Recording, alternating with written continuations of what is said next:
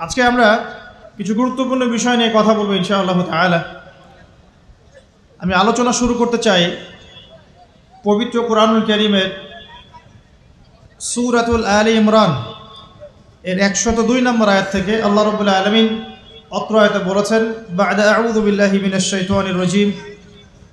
আল্লাহ রাব্বুল আলামিন বলছেন, ইয়া আইয়ুহাল্লাযীনা আমানু, হে মুমিনগণ, তোমরা যারা ঈমান এনেছো, ইত্তাকুল্লাহ, তোমরা আল্লাহকে ভয় করো, ওয়ালা তামুতুন্না ইল্লা ওয়া আনতুম মুসলিমুন। এর আগে আল্লাহ পাক বলছেন হাক্কা তুকাতিহ, ভয় করার মতো করে ভয় করো, ওয়ালা তামুতুন্না ইল্লা ওয়া আনতুম মুসলিমুন, পরিপূর্ণ মুসলিম না হয়ে কেউ মৃত্যুবরণ করো না। আল্লাহ পাক এখানে মুমিনদেরকে বলছেন, ইয়া আইয়ুহাল্লাযীনা আমানু, হে মুমিনগণ। কারা মুমিন? উত্তর পেতে হলে চলে যেতে হবে হাদিসে জিবরিলে। কোন হাদিস?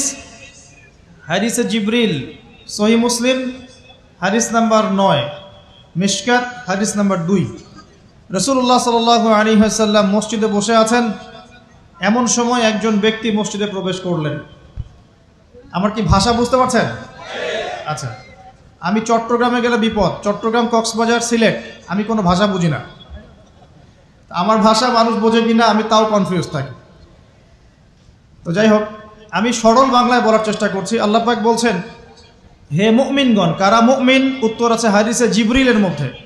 জিবরাইল আলাইহিস সালাম মানুষের রূপ ধরে মসজিদ নববীর মধ্যে আসলেন এবং সাহাবীদের সামনেই আসলেন। সাহাবীদের সামনে মানুষের রূপ ধরে জিবরাইল আলাইহিস সালাম এই একবারই এসেছেন, ইতিহাসে একবার। এসে নবী সাল্লাল্লাহু আলাইহি ওয়াসাল্লামকে জিজ্ঞাসা করছেন 4টা প্রশ্ন। কয়টা প্রশ্ন? 4টা। 1 নম্বর জিজ্ঞাসা করছেন, ইয়া মুহাম্মদ, বলবেন সাল্লাল্লাহু আলাইহি ওয়াসাল্লাম, হে মুহাম্মদ সাল্লাল্লাহু আলাইহি ওয়াসাল্লাম, আখবিরনি আনিল ইসলাম, আমাকে ইসলাম সম্পর্কে বলুন। নবী সাল্লাল্লাহু আলাইহি ওয়াসাল্লাম বলছেন, ইসলাম হচ্ছে আন তাশহাদা আল্লা ইলাহা ইল্লাল্লাহ ওয়া আন্না মুহাম্মাদান আবদুহু ওয়া রাসূলুহু। ইসলাম হচ্ছে এই সাক্ষ্য দেয়া যে আল্লাহ ছাড়া কোনো ইলাহ নেই এবং মুহাম্মদ সাল্লাল্লাহু আলাইহি ওয়াসাল্লাম আল্লাহর বান্দা এবং রাসূল। এটা হলো প্রথম, অর্থাৎ কালিমা লা ইলাহা ইল্লাল্লাহ। এর অর্থ হচ্ছে আল্লাহ ছাড়া আমি কারো বিধান মানতে পারবো না। কথা কি বোঝা যায়? আল্লাহ ছাড়া আমি কারো দাসত্ব করব না।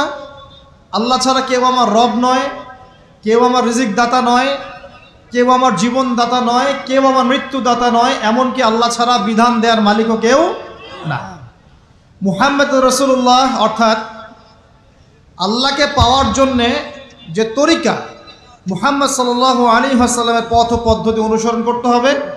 এই তরিকার বাইরে অন্য কোনো তরিকা ফলো করা যাবে না। হ্যাঁ, তবে তার তরিকা ফলো করা যাবে যার কথা এবং কাজ নবীর সাথে মিলে যায়, আলহামদুলিল্লাহ। যারটা মিলে না তারটা নেওয়া যাবে না। মুহাম্মদ রাসূলুল্লাহ মানে নিজের মন গড়া কোনো কাজ করা যাবে না। ইবাদত করার ক্ষেত্রে প্রত্যেকটা কাজ নবী সাল্লাল্লাহু আলাইহি ওয়াসাল্লামের সুন্নাত মোতাবেক করতে হবে। মুহাম্মদ রাসূলুল্লাহ সাল্লাল্লাহু আলাইহি ওয়াসাল্লাম। 2, ওয়া আন তুকিমাস সালাহ, তুমি 5 ওয়াক্ত সালাত আদায় করবে। একটা হাদিসের মধ্যে এসেছে, মান তারাকা সালাতা মুতাআম্মিদান ফাকাদ কাফার। নবী সাল্লাল্লাহু আলাইহি ওয়াসাল্লাম বলেছেন, কোনো ব্যক্তি যদি, মুসলিম ব্যক্তি, ইচ্ছাকৃতভাবে তার উপর অর্পিত ফরজ নামাজ ছেড়ে দেয়, সে ব্যক্তি কুফরি করলো। কি করলো? আর মুয়াজ বিন জাবাল রাদিয়াল্লাহু আনহুকে নবীজি বলছেন, মান তারাকা সালাতা মুতাআম্মিদান ফাকাদ বারিআত মিন যিম্মাতিল্লাহ। যে ব্যক্তি তার উপর অবধারিত ফরজ নামাজ ছেড়ে দেয়, সে যেন আল্লাহর জিম্মেদারি থেকে মুক্ত হয়ে গেল। আল্লাহর কোনো জিম্মেদারি নাই তার উপর। 90% মুসলিমের দেশে এটা খুবই দুঃখজনক যে আমাদের মধ্যে বেশিরভাগ মানুষ 5 ওয়াক্ত নামাজ পড়ে না। শুধু বড় গলায় কি 90% মুসলিম বললে হবে? যখন 90% মুসলিমের দেশের 100% মুসলিম 5 ওয়াক্ত নামাজ পড়বে, ইসলাম এমনি এমনি প্রতিষ্ঠা হয়ে যাবে ইনশাআল্লাহ তাআলা। যখন মুসলিম কান্ট্রির বেশিরভাগ মানুষই নামাজি হবে, ইনশাআল্লাহ আল্লাহর জমিনে আল্লাহর দিন প্রতিষ্ঠা হয়ে যাবে ইনশাআল্লাহ। আমরা যদি নামাজ আদায় না করি, দিন কি প্রতিষ্ঠা হবে ভাই? আমরা তো আমাদের দেহের উপরেই দিনটা প্রতিষ্ঠা করতে পারলাম না।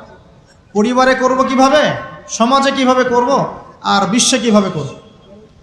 তবে আলোচনার একটা উদ্দেশ্য বলে দিয়ে থাকি, আগেই বলে দেই, ইসলাম দিয়ে পৃথিবী শুরু হয়েছে, নবী দিয়ে সভ্যতা শুরু হয়েছে, ইসলাম দিয়েই পৃথিবী শেষ হবে, নবী দিয়েই সভ্যতা শেষ হবে ইনশাআল্লাহ।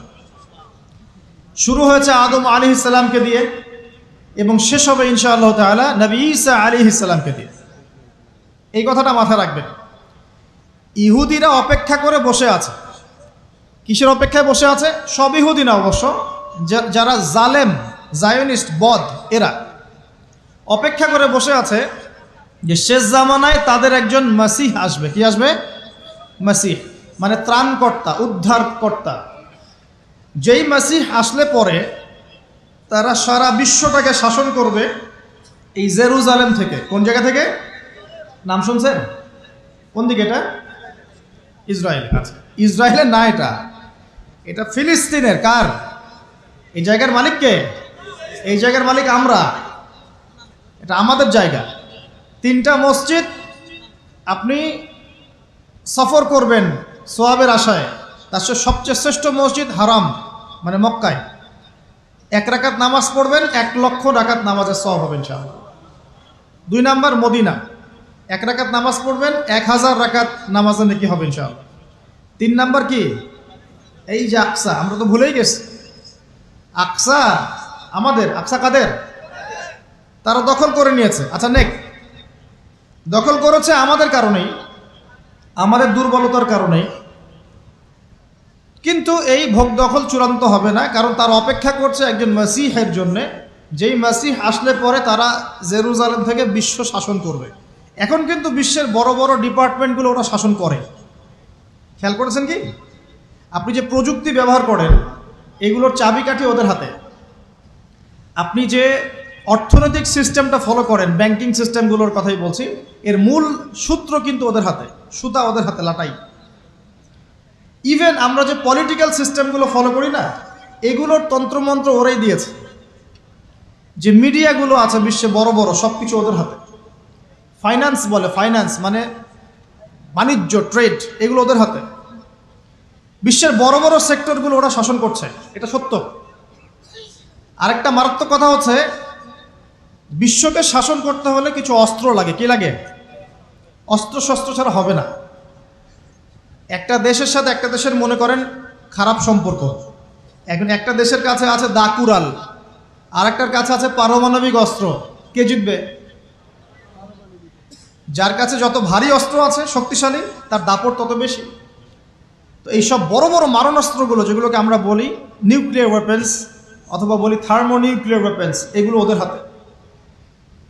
মাসিহ আসলে পরে তারা বিশ্ব শাসন করবে, এটা ওদের যে তালমুদ, এই গ্রন্থের মধ্যে লেখা আছে। এবং তারা মনে করে যে এই দাজ্জালই হচ্ছে মাসিহ, তারা মনে করে।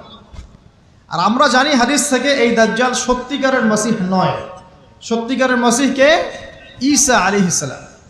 আল্লাহ পাক ঈসা আলাইহিস সালামের হাতে এই মিথ্যা মাসিহকে মেরে ফেলবেন প্যালেস্টাইনের বাবেলুদ নামক জায়গায়। কোন জায়গা?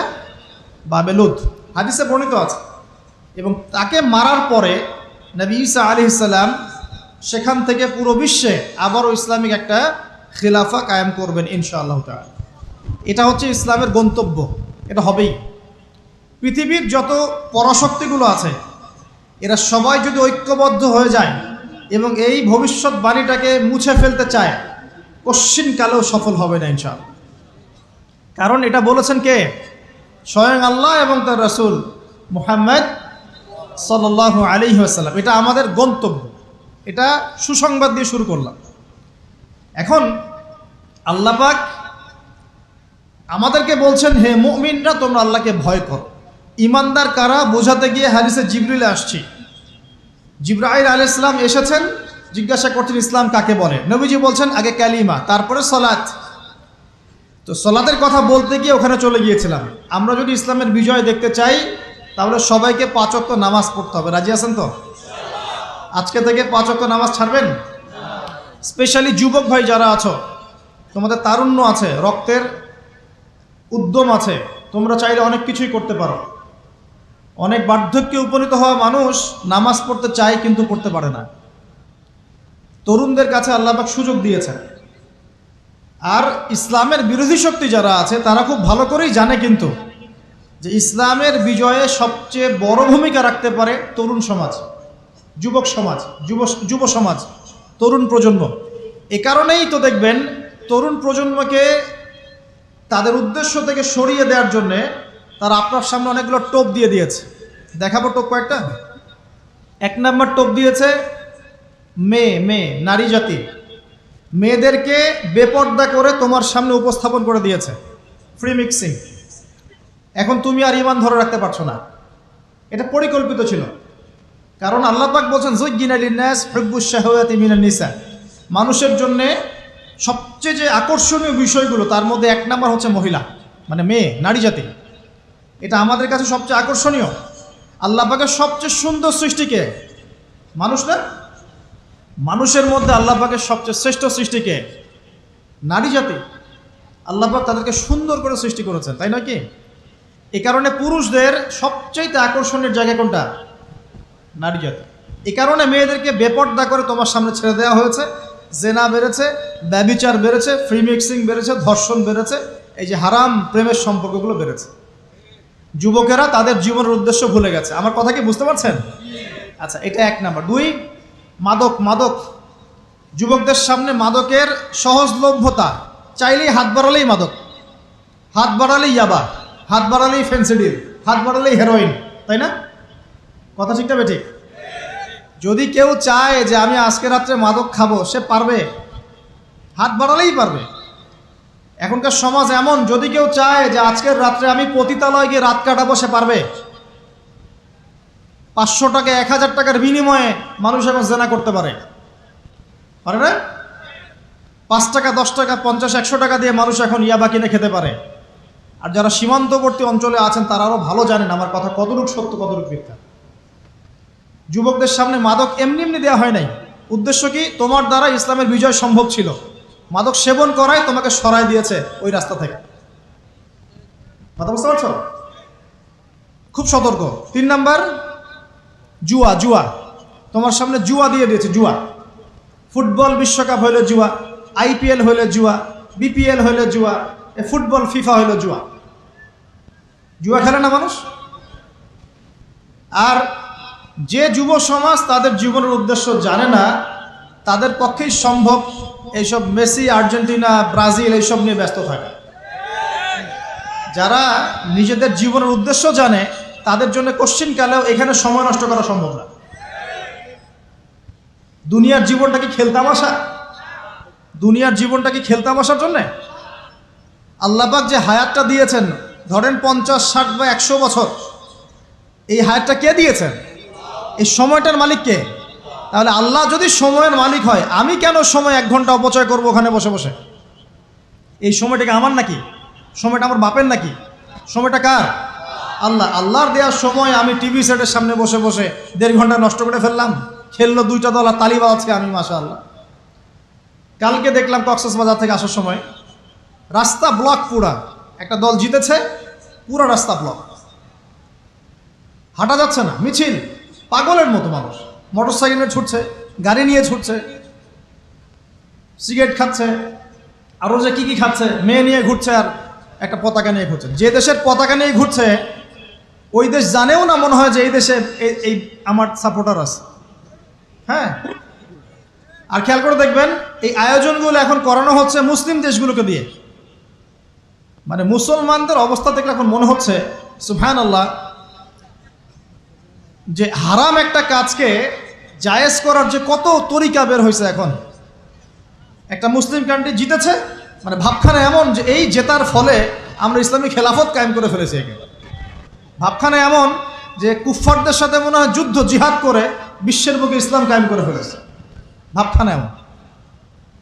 এই স্টেডিয়ামগুলো করতে কত কোটি বিলিয়ন ডলার খরচ করতে হয়েছে, কত শ্রমিক যে এই স্টেডিয়ামগুলো বানাতে মারা গেছে তোমরা জানোই না। কি হচ্ছে এখানে? পশ্চিমারা আসছে, এনজয় করছে, খেলাধুলা হচ্ছে। বিষয়টা কি জানেন? আমাদেরকে এই খেলাধুলার অহেতুক কাজে ব্যস্ত করে দিয়ে ওরা ওদের এজেন্ডা বাস্তবায়ন করছে। দেখবেন যখন রমজান মাস আসে তখন দেখবেন মুসলিম কান্ট্রির উপর নির্যাতন বাড়ে। যখন যখন বড় বড় ইভেন্ট হয়, ওয়ার্ল্ড কাপ, এইটা সেটা, দেখবেন ভিতরে ভিতরে মুসলিম কান্ট্রির উপর নির্যাতন বাড়তে থাকে। মানুষ একদিকে তাকায় থাকে, আর একদিকে উদ্দেশ্য সাধন করতে থাকে। বুঝাচ্ছি বিষয়টা। আপনার 5টা বাচ্চা আছে মনে করেন, খুব জ্বালায়, কান্নাকাটি করে, হইচই করে, আর আপনি মোবাইল ফোনটা বের করে দিয়ে বলেছেন, বাবা বস, তোরা 5 জন মিলে একটা কার্টুন দেখ, আমি একটু কাজটা করি। দিয়ে দিলেন, ও কার্টুন দেখছে চুপচাপ, কেউ কোনো ডিস্টার্ব নাই। আর বুঝতে পারছেন? আর এই যে বাচ্চাগুলো কার্টুন দেখছে না, এগুলো হচ্ছে আমরা এখন। আর ওই যে কাজ করছে বাপ, এটা হচ্ছে ওরা, পশ্চিমারা। আমার কথা কি বুঝতে পারেন? আচ্ছা, আমি সহজ করার চেষ্টা করছি। প্রিয় যুবক ভাইরা, মেয়ে তো উন্মুক্ত করে দিয়েছেই, মাদক তো দিয়েছেই, জুয়া দিয়েছে, অহেতুক এসব খেলতামাশা দিয়েছে তোমার সামনে, তোমার সময় কেড়ে নেওয়ার জন্য, তোমার হায়াত কেড়ে নেওয়ার জন্য। তোমার মূল্যবান হায়াত, যে হায়াতটাকে তুমি আল্লাহর পথে দাওয়াতের কাজে ব্যয় করবা, দিন চর্চার কাজে ব্যয় করবা, আল্লাহর ইবাদতের কাজে ব্যয় করবা, আমর বিল মারুফ নাহি আনিল মুনকারের কাজ করবা, এই সময়টা ওরা কেড়ে নিয়েছে তোমার কাছ থেকে। বুঝতে পারছো না তুমি? আবার নেশা দিয়ে তোমার ভিতরটা নষ্ট করে ফেলেছে, জেনা দিয়ে তোমার অন্তরের নূর নষ্ট করে দিয়েছে, ফ্রি মিক্সিং দিয়ে জেনা এবং তোমার যে পবিত্রতা, চারিত্রিক পবিত্রতা নষ্ট করে দিয়েছে। আরও দিয়েছে পর্নোগ্রাফি। বেশিরভাগ যুব সমাজ এখন বাসায় গিয়ে রাতের বেলা পর্ন দেখে। দেখা যায় সারাদিন ভালো কাজ করে, বাসায় গিয়ে রাতের বেলা পর্ন দেখে। পর্নোগ্রাফি দেখে না বা দেখে নাই কখনো, এমন একটা ছেলে খুঁজে পাওয়া যাবে না এখন। আর যখন আপনি এগুলোতে অভ্যস্ত হয়ে যাবেন, তখন শরীর খারাপ হয়ে যাবে, মন ভালো থাকবে না, আপনি একাকী গোপন পাপ করবেন, শরীর দুর্বল হয়ে পড়বে। একটা মেয়ের দিকে আপনি সম্মানের চোখে তাকাতে পারবেন না, মনে হবে মেয়ে মানেই মনে হয় ভোগের বস্তু। পর্ণে আসক্ত যারা, তারা কোনো কাজে শান্তি পায় না, অস্থির। এমনকি তারা যদি বিয়ে শাদীও করে, তবু বৈবাহিক জীবনে সুখী হতে পারে না। কেন জানেন? নিজের শক্তি ক্ষমতাগুলো আগেই নষ্ট করে ফেলেছে। এবং অনেকগুলো মেয়ে যখন আপনি দেখবেন নগ্ন, তখন আপনার স্ত্রীকে আপনার কাছে সুন্দর মনে হবে না, মনে হবে এই মেয়ের চেয়ে মনে হয় ওই মেয়েটা সুন্দর, এর চেয়ে মনে হয় ওইটা সুন্দর। আর মেয়ের প্রতি সম্মান তো থাকবেই না, মেয়েকে মনে হবে একটা ভোগের বস্তু। যত বেশি পর্নোগ্রাফি বেড়েছে, তত ধর্ষণ বেড়েছে। দেখেছেন? পর্ন যত বেড়েছে, ধর্ষণ তত বেড়েছে। এমনকি ছোট ছোট বাচ্চারা পর্যন্ত রেহাই পাচ্ছে না। দেখেন না, ছোট ছোট বাচ্চা, 5 বছর 10 বছরের বাচ্চারা, মেয়ে বাচ্চাদের কথা বলছি, এদেরকেও ধর্ষণ করা হচ্ছে। যাদের ঘরে কন্যা সন্তান আছে, তারা খুবই এখন মানে বিপর্যয়ের মধ্যে আছেন আপনারা, আমরা। কারণ সমাজটা তো নষ্ট হয়ে যাচ্ছে। আপনার মেয়েকে কতদিন ঘরে রাখবেন? বাইরে তো পাঠাতেই হবে। বাইরে পাঠালে দেখবেন মেয়ের সম্মান নাই, পর্দা নাই, মেয়েকে জোর করে ধর্ষণ করা হচ্ছে। বাসে, ট্রেনে, অটোতে, অমুকে তমুকে, ট্রাকে মেয়েকে ধর্ষণ করা হচ্ছে। আর প্রত্যেক ধর্ষকের তো আর ইসলামিকভাবে বিচার হচ্ছে না, হচ্ছে?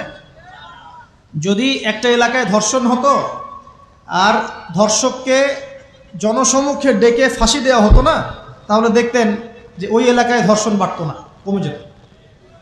যদি একটা এলাকার চোরদেরকে জনসমক্ষে নিয়ে এসে হাত কেটে ফেলা হতো, তাহলে বুঝতেন চুরি কাকে বলে। ভয়ে চুরি করতে পারতো না মানুষ। আর ভাগ্য ভালো যে এই নিয়মগুলো এখন নাই। কেন ভাগ্য ভালো বললাম? ভাগ্য ভালো কেন বললাম? কারণ এই নিয়ম যদি এই মুহূর্তে চালু করা হয়, এই মুহূর্তে যে এখন এই সেকেন্ডের মধ্যে চালু করা হয়, তাহলে অনেক বড় বড় রাঘব বোয়াল যারা আছে, ওদের হাত থাকবে না। কথা বুঝতে পারছেন না? কেউ চুরি করে সিসকা চোর বলি আমরা, না কি বলেন আপনারা? ছিচকা চোর বলেন। কেউ আছে চুরি করে, পুকুর চুরি করে। সিসকা চোরকে ধরতে পারলে রাস্তাঘাটে কি মাইটটা দেওয়া হয়, তাই না? মনে হয় যে নিজের শক্তি খাটানোর একটাই জায়গা চোর পিটানো। মসজিদে যদি, ভাই বসেন, মসজিদে যদি একটা চোর ধরা পড়ে, কি মাইটটা মারে, খুঁটির সাথে বেঁধে একদম জুতা স্যান্ডেল দিয়ে। আর সামনে যে পুকুর চুরি করে বসে আছে, কিছুই করতে পারতেছে। কি কথা মিথ্যা কথা বলছে? যদি একটা মুসলিম রাষ্ট্রের মধ্যে দুর্নীতি না থাকতো না, মুসলিম রাষ্ট্র বিশ্বকে নেতৃত্ব দিত ইনশাআল্লাহ। যদি কোনো মুসলিম রাষ্ট্রের মধ্যে দুর্নীতিটা না থাকতো না, তাহলে দেখতেন ওই রাষ্ট্র অবশ্যই বিশ্বকে নেতৃত্ব দিত ইনশাআল্লাহ। এমন অনেক অমুসলিম রাষ্ট্র আছে যেগুলো অমুসলিম হওয়া সত্ত্বেও ওদের মধ্যে কোনো দুর্নীতি নাই। জানেন? আল্লাহ পাক আমাদের সবাইকে পরিপূর্ণ মুসলমান হওয়ার তৌফিক দান করুন। দেখেন আল্লাহ পাক বলেছেন উদখুলু ফিস-সিলমি কাফা, তোমরা পরিপূর্ণরূপে ইসলামে প্রবেশ করো। এখন আমি যদি নামাজও পড়ি, আবার ঘুষও খাই, এদিকে রোজাও রাখি, আবার সুদও খাই, আবার এদিকে আমি হজমরাও করি, অন্যের সম্পদ আত্মসাৎ করি, মাপে কমও দেই, মজুদদারি করি ইত্যাদি, আমি কি পরিপূর্ণ মুসলিম? আমি কি উদখুলু ফিস-সিলমি কাফার উপর আমল করতে পেরেছি? আর আল্লাহ পাক এখানে বলছেন ওয়ালা তামুতুন্না ইল্লা ওয়া আনতুম মুসলিমুন, পরিপূর্ণ মুসলমান না হয়ে তোমরা মৃত্যুবরণই করিও না। করলেই সমস্যা। পরিপূর্ণ মুসলমান না হয়ে মারা গেলেই সমস্যা। কি সমস্যা? ওই যে আল্লাহ পাক বলবেন মান রব্বুক, বলবে লা আদরি, আমি তো জানি না, কারণ পরিপূর্ণ মুসলমান হয়নি তো, আল্লাহর সাথে শিরিক করেছে। আল্লাহ পাক বলবেন মা দীনুক, বলবে লা আদরি, আমি জানি না। মা দীনুক উত্তর কেমন করে দিতে পারবে? ইসলামের কিছু অংশ মানে, কিছু অংশ মানে না। ইসলামের কিছু অংশ মানে, নামাজ, রোজা, হজ, যাকাত, তাসবিহ, তাহলিল সবই মানে, কিন্তু সুদ ছাড়তে হবে, ঘুষ ছাড়তে হবে, জেনা করা যাবে না, মদ খাওয়া যাবে না, দুর্নীতি করা যাবে না, মানে না। তাহলে মা দীনুক কি উত্তর দিবে? মান নবিয়ুক, কে নবী? উত্তর কিভাবে সম্ভব?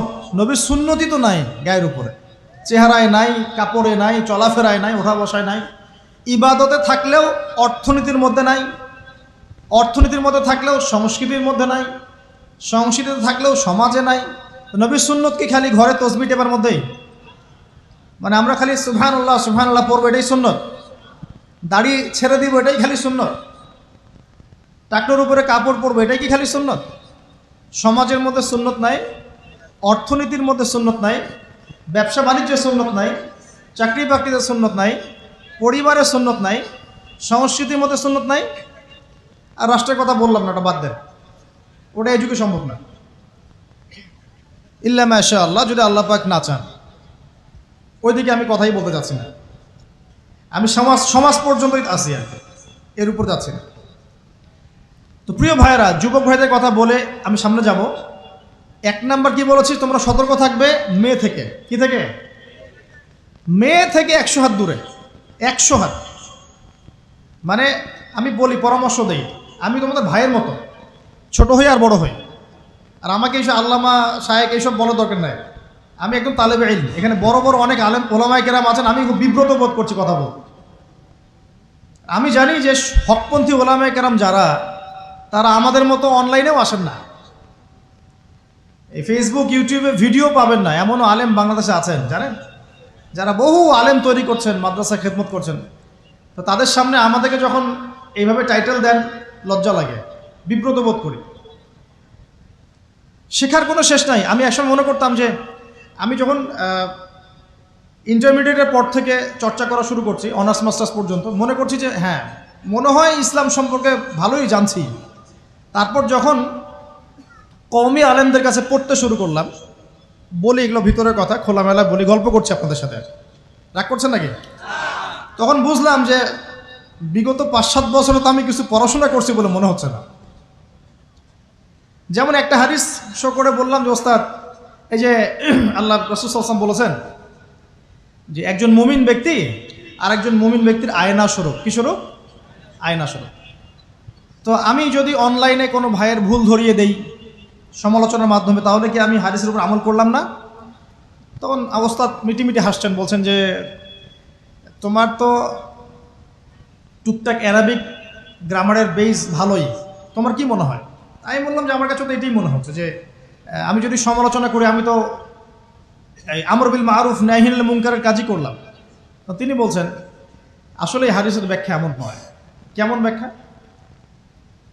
তুমি কি খেয়াল করো নাই? আমাকে বলছে তুমি কি খেয়াল করো নাই, তুমি যখন আয়নার সামনে গিয়ে দাঁড়াও, তখন আয়না কিন্তু তোমার সাথে কথা বলে না, আয়না নীরব থাকে, স্থির থাকে, কিন্তু তোমার দোষ ত্রুটি কোথায় আয়না কিন্তু দেখিয়ে দেয়। মনে করেন, বুঝাচ্ছি, মনে করেন আপনার গাল কেটে গেছে, আপনি আয়নার সামনে দাঁড়িয়েছেন, আয়না কিন্তু আপনাকে বলে দিবে না এই যে তোমার গাল কাটা, এই ছেলে তোমার গাল কাটা, হ্যাঁ এই মেয়ে, এই ছেলে তোমার এই সমস্যা ওই সমস্যা, বলবে?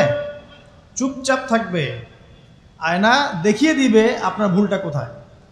তো তিনি আমাকে হাদিসের ব্যাখ্যা শিখাচ্ছেন, বলছেন যে একজন মুমিন ভাই যদি কোনো ভুলের উপর থাকে, তুমি সঠিকটা আমল করে ওর সামনে দাঁড়িয়ে দেখিয়ে দিবে যেটা সঠিক। তো বুঝলাম, যতদিন যাচ্ছে আমি বুঝতে পারছি যে আসলে এই জ্ঞানের সমুদ্র যে কত গভীর, 100 বছর হায়াত দিলেও মনে হয় শেষ করতে পারবো না। তো প্রিয় যুবক ভাইরা, নসিহত করছি, সেটা হচ্ছে যে দিনের জ্ঞান অর্জন করতে হবে। জ্ঞান অর্জনের কোনো বিকল্প নাই।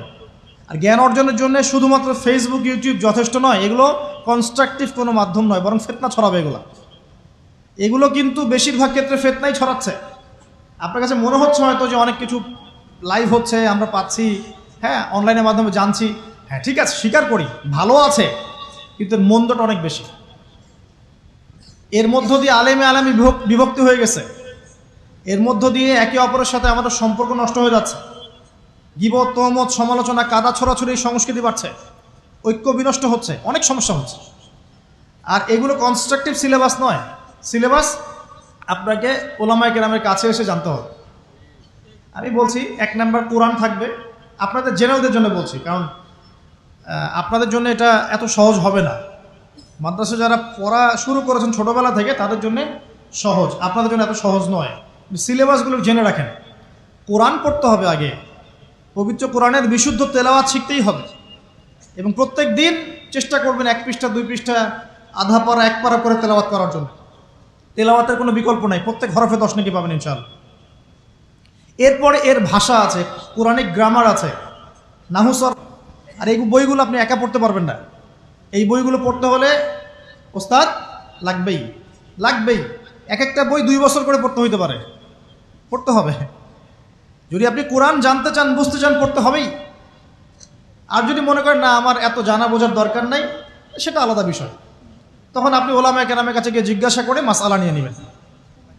এখানে একটা কথা বলে দিই, এখন আবার একটা নতুন আমি ফিতনাই বলবো বের হয়েছে যে আলেম ওলামার প্রয়োজন নাই, কোরআন হাদিস বাসায় পড়বা, নিজে একা একাই মুস্তাহিদ হয়ে যাবা।